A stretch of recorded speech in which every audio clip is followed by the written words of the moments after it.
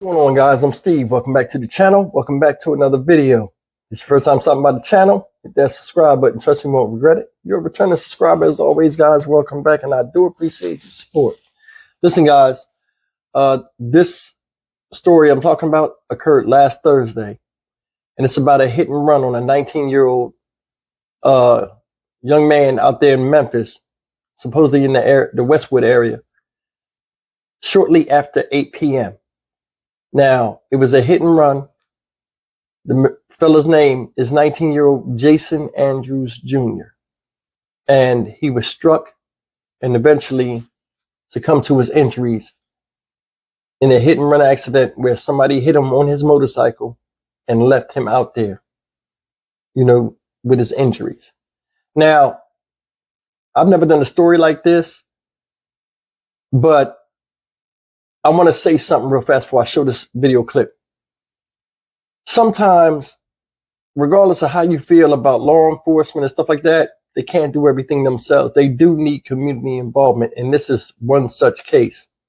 Whoever did this, whether they were scared or not, it's very, very upsetting that somebody would leave somebody to die after knowing that they caused something, whether it was their fault or not. Let's play this clip and come back and really talk about this. Check this out. 622, welcome back into Daybreak. Memphis police are still searching for the person who hit and killed a teen while he was riding his motorcycle last week. Now, as his mother plans his funeral, police say they need your help solving the case. In this morning's Manhunt Monday, the teen's mother tells us her son was left for dead in the middle of the street.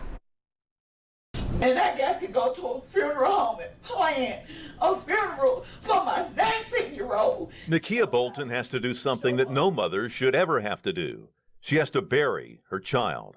Memphis police say last Thursday, Bolton's son, 19-year-old Jason Andrews Jr., was riding his motorcycle in the area of West Mitchell Road and Daggett in Westwood when he was hit by a car. When the driver hit Jason, police say he kept going, leaving Jason in the middle of the street, bleeding. Bolton says the accident happened just after 8 p.m. when Jason was on his way to work. I turned on the news, and that news said it was a wreck. It was a motorcyclist struck on Mitchell and Daggett. Hit and run. Victim in critical condition. No suspect. Victim been taken to Regional 1. I sat, took a breath, and grabbed my phone. And I went looking for him. We got to go. Maybe a mother's intuition, but Bolton knew immediately Jason was hurt.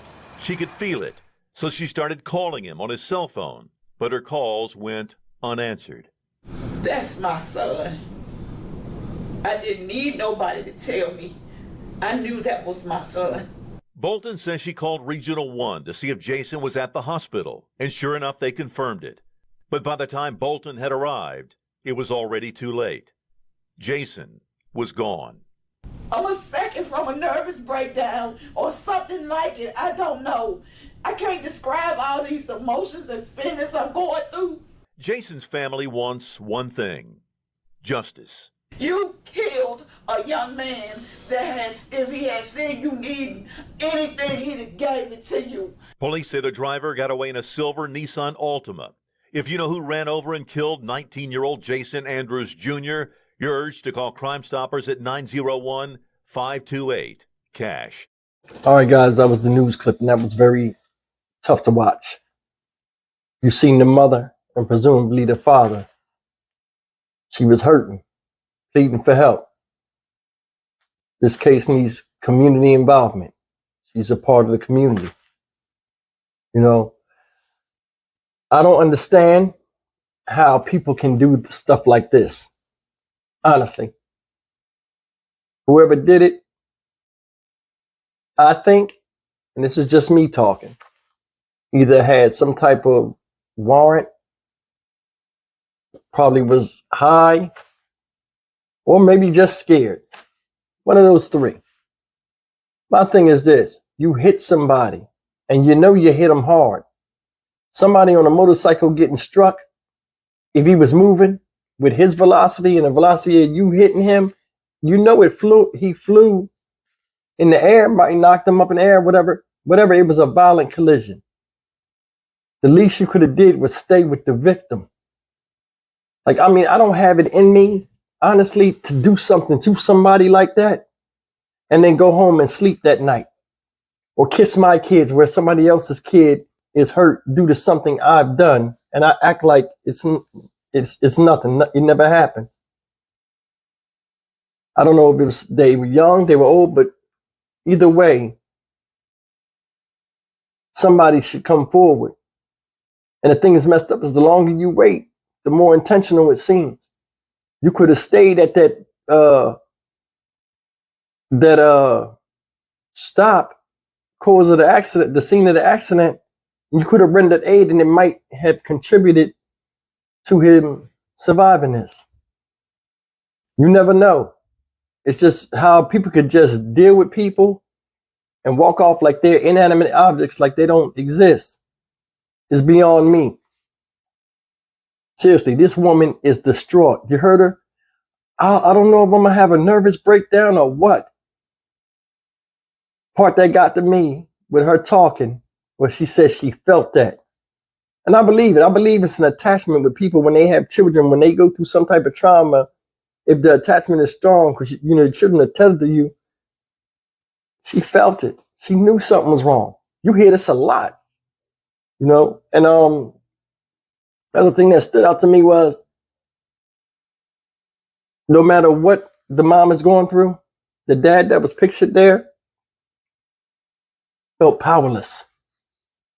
That's one of the things us as guys we don't talk about, because it's one of the things that make us look weak or vulnerable. But no man wants to be in a position where he cannot console, control, or change a circumstance where he feels powerless. You notice he had his head down most of the time.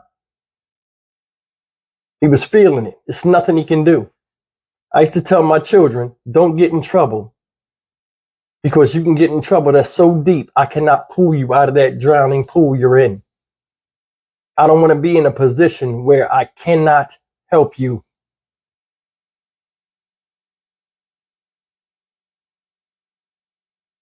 I feel bad for the family. And, as a community, somebody knows something, they should come forward.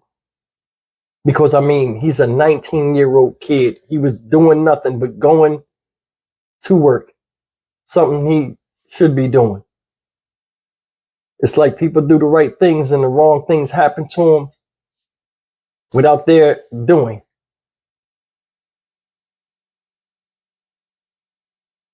Like they said, it's kind of depressing. It's a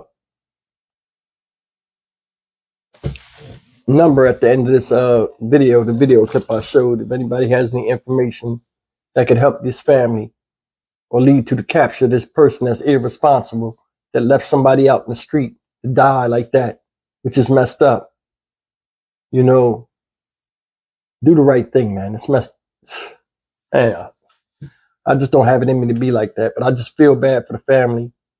And may the young man rest in peace. And I am sorry for your loss. I'm Stock Market Steve for the Dynamic Reason channel. As always, like, comment, share, and subscribe. I'll see you guys later, man. We need to really tend to the human side of humanity and care about each other. That's all I got to say.